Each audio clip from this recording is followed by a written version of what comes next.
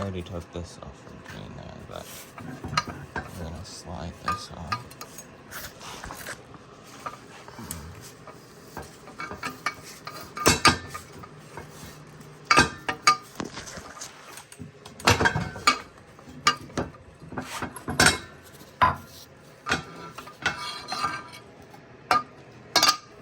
Okay, now we're gonna get rid of this.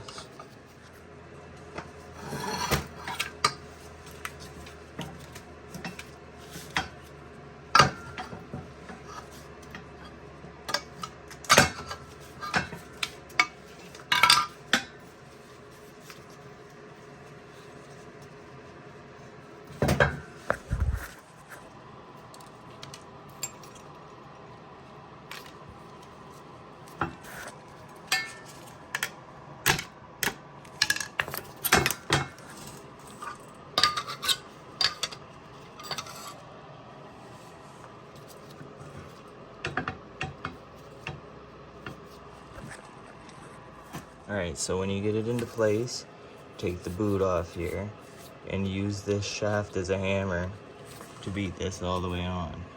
Just gonna hit it a couple more times and it will be flush with that.